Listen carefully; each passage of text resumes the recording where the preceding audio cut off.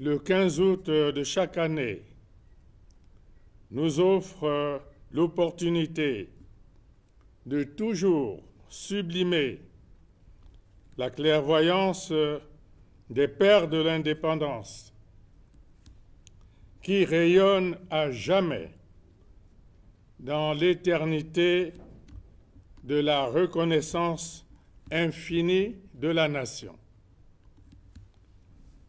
C'est aussi l'occasion de magnifier le sacrifice, l'espérance et le dévouement de tous ceux qui ont accompagné la République du Congo dans son parcours.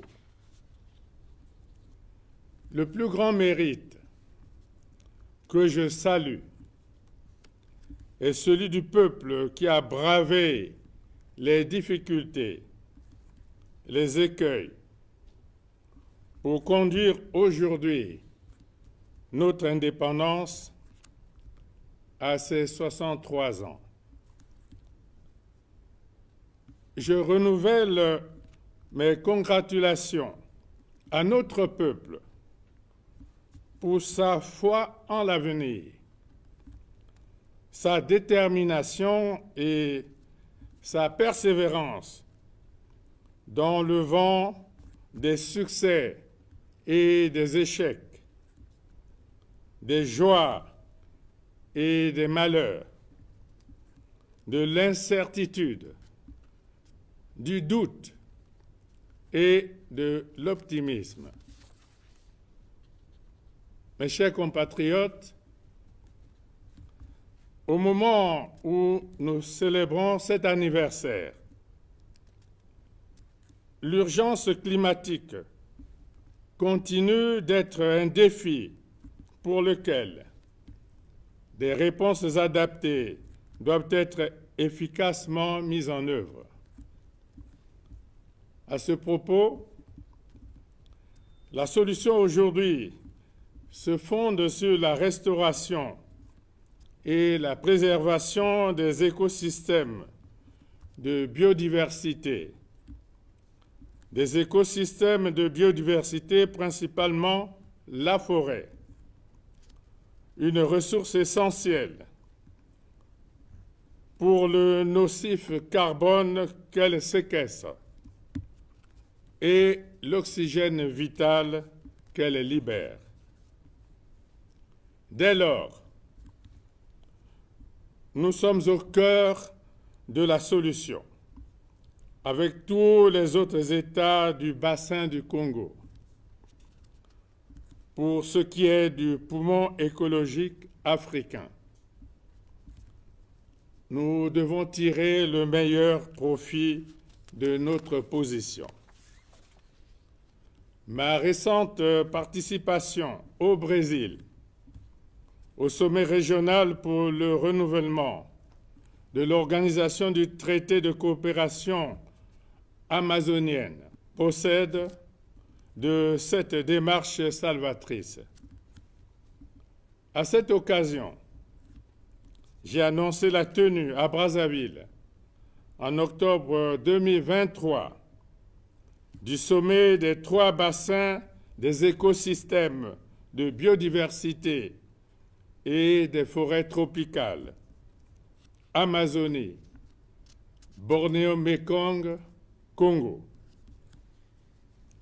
J'invite le peuple à se mobiliser pour accompagner et soutenir l'organisation et la tenue réussie de cet événement particulièrement important. Mes chers compatriotes, il nous faut raviver la flamme du panafricanisme. Au moment où la place du continent dans les relations internationales devient, plus que jamais, un enjeu stratégique primordial. Au regard de toutes ces potentialités naturelles et de ces 2 milliards d'habitants attendus d'ici 2050, majoritairement jeunes, l'Afrique devra exiger une plus grande reconnaissance dans le concert des nations et un rôle plus important dans la décision sur les questions et préoccupations mondiales. Mes chers compatriotes, la situation générale de crise économique et financière dans le monde s'était ponctuée dans la majorité des pays, dont le nôtre, par la récession survenue à partir de 2014, du fait, entre autres, de la forte baisse des cours de matières premières, notamment le pétrole. Alors que se desserraient progressivement les taux de cette conjoncture, le Congo a dû affronter sans répit la pandémie de Covid-19 qui a ébranlé des économies, même les plus puissantes du monde. Ainsi, sans accompagnement extérieur significatif face à la pandémie de Covid-19, notre pays, grâce à un faisceau de mesures adéquates de prévention et de prise en charge, a réussi à endiguer avec efficacité ce péril sanitaire. À toutes ces conséquences vient s'ajouter les perturbations générées par le conflit russo-ukrainien qui aggrave de façon sensible la situation déjà difficile.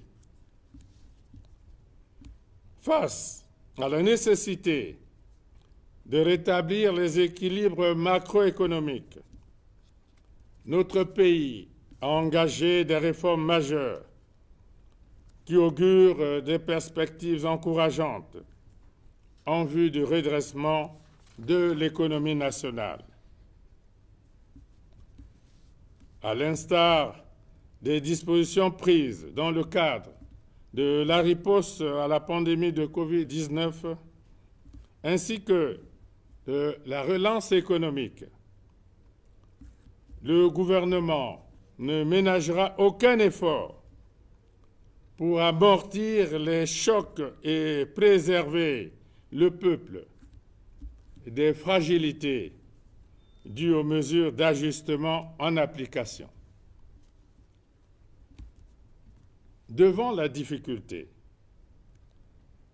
nous avons toujours su nous organiser et trouver les leviers nécessaires pour impulser un sursaut bénéfique à l'origine de performances exemplaires. L'épreuve est souvent le fondement de la réussite. L'essentiel étant de maintenir le cap et l'espoir, le cap de la paix. En dehors de la paix, point de salut. La paix est la meilleure des choses qui fut donnée aux hommes de connaître, car un seul traité de paix, dit-on, est supérieur à d'innombrables triomphes. En parlant de paix, nous réitérons notre appel à l'arrêt des hostilités entre la Russie et l'Ukraine. La priorité doit être donnée aux vertus du dialogue afin que se taisent les armes. Notre engagement, toujours renouvelé en faveur de la paix et du dialogue, justifie la présence et la place de notre pays au sein de la médiation africaine qui ne saurait être ni sous-estimée ni méprisée. Mes chers compatriotes, l'épreuve et la difficulté sont le plus souvent des signes annonciateurs de la félicité lorsqu'elles sont positivées. Aussi,